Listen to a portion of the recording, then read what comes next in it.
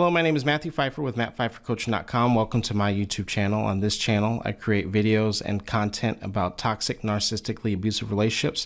And if you have a question that you would like for me to answer, make sure you send it to justaskmatt at MattPfeifferCoaching.com. Again, that is justaskmatt at MattPfeifferCoaching.com. Just make sure you keep that email 2 to 3 paragraphs max, and you're also very direct and to the point of what your question actually is. If it's too long, if it's too lengthy, or if I don't understand what you're asking, unfortunately, I will not be able to answer your question for you. Also, make sure you hit the subscribe notification and you hit the bell notification so you're notified each and every time I upload a new video. I upload new videos on this channel 5 days a week, Monday through Friday. So with that being said, let's get into this email. So this email comes from a person who is struggling with survival tactics, right? They still are dealing with survival tactics and trying to unlearn and trying to unwind the survival tactics that they learned while they were in a toxic relationship. And one of the things that you have to understand about this is that when that happens, and it's understandable, right? You have to survive the abusive relationship. But what happens if you don't begin to unwind those patterns, you have the potential of creating havoc in a future relationship, whether that be with your kids, new partner, or even just within yourself. So let's get into this email. This email reads, "Hi, would you do a video on unlearning survival tactics? I'm a survivor and I've realized I've done things in dating that I had to do in my marriage to anticipate his mood or manage my punishment, i.e. checking in with calls and texts or embracing for anger/punishment. All very, very common." I would go as far to say that that's pretty much everyone who's been in a toxic relationship for any extended period of time.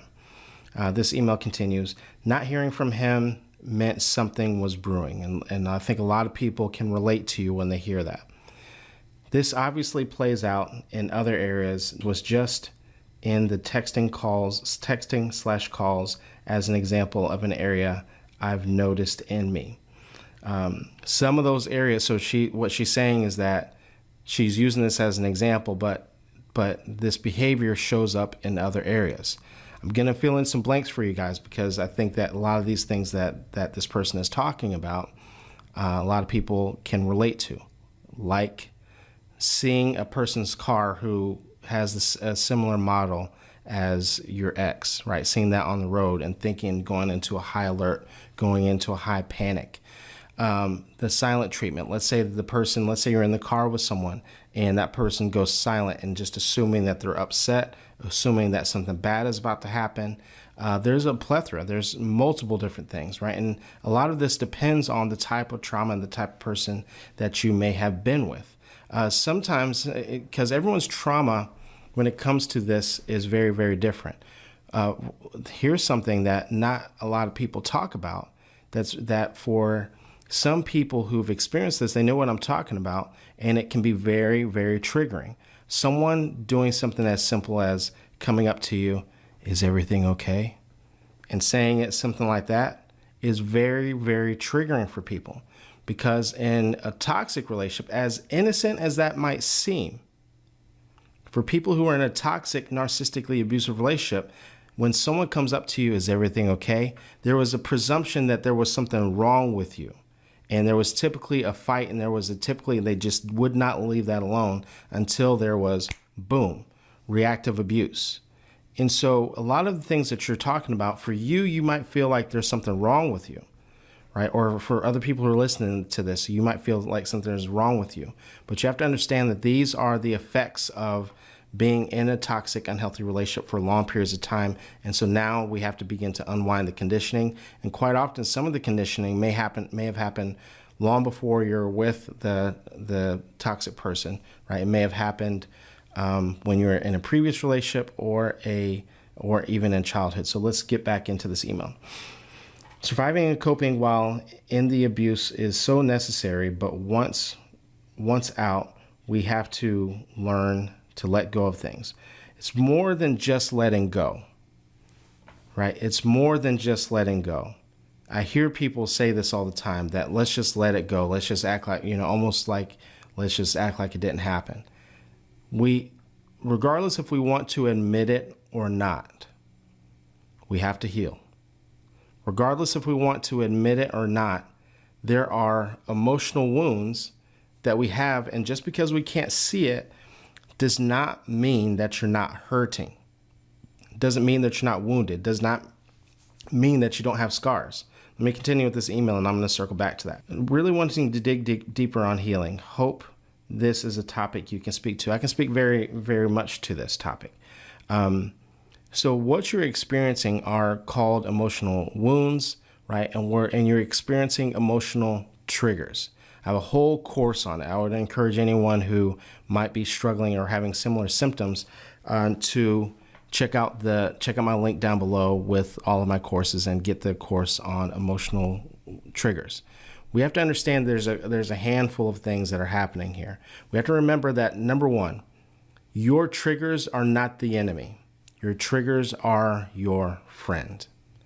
Your triggers are trying to tell you what areas you actually need some help, you actually need some assistance with. This level of triggers, emotional triggers and emotional wounds and emotional flashbacks that you're experiencing, you're probably going to need the support of a therapist, possibly a coach, possibly EMDR therapy, right? And so there's a lot of links I have down below. One of the books that I would highly recommend for you to begin to read is Whole Again by Jackson McKenzie.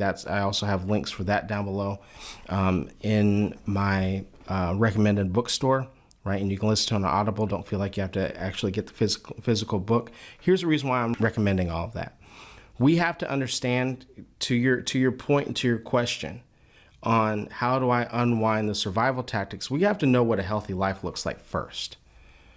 Right? We have to make a decision. A lot of times people think I need to heal first and then I get to go live life. It's actually quite the opposite. I need to know what type of life. I need to know what I'm aiming for. Right? For people who struggle with an insecure attachment style, right? One of the things I tell them is that we have to find out what a secure attachment style looks like first. Then once we have an idea of what healthy looks like, then we can begin to, we start to see little hurdles that we need to overcome. Then we can begin to break down and we can begin to unwind the survival tactics. But right now, as it stands, you probably can't tell the difference between survival and what might be deemed as normal or healthy behavior. So we need to begin to educate, and we need to find out, and we need to understand what a healthy life is, what a healthy life looks like for you, right? There's no two people that are alike. Some things that you might consider healthy, or you might want a life that you might want to live, might be very different from someone else. But you have to decide. You have to know what the image of what your life should look like. Then, right, with the help of others, with the support of others, and I have support groups. I have, obviously you can work with me if you so choose to. But once you have an image of what your life should look like, you can begin to unwind, and you can begin to heal and begin to deal with these emotional triggers. That can come in a variety of different ways. Sometimes it comes through education. Sometimes it comes through mindfulness. Sometimes that comes through maybe like talk therapy. Some of it may come through EMDR. Regardless, the process is that we need to have an outline of what we're trying to get to first, right? So let's begin to understand what healthy looks like, right? By educating ourselves. Once again, I would read Whole Again. Again, there's links for emotional triggers down below so we can recognize because I'm hearing a lot of elements of emotional triggers here. And so let's make sure that we understand what we're actually dealing with first, and then once we figure out where our triggers are, what they are, how we want our life to look, then we can begin to unpack these triggers, and we can begin to unpack the survival tactics. Thank you very much for writing in. Anyone else who would like to write in, make sure you send it to justaskmatt@mattpfeiffercoaching.com. Again, that is justaskmatt@mattpfeiffercoaching.com. Make sure you keep your emails 2 to 3 paragraphs max, and you're also very direct and to the point of what your question actually is. If it's too long, if it's too lengthy, unfortunately, I will not be able to get to it. Thank you guys very much. With that being said, I will see you in the next video.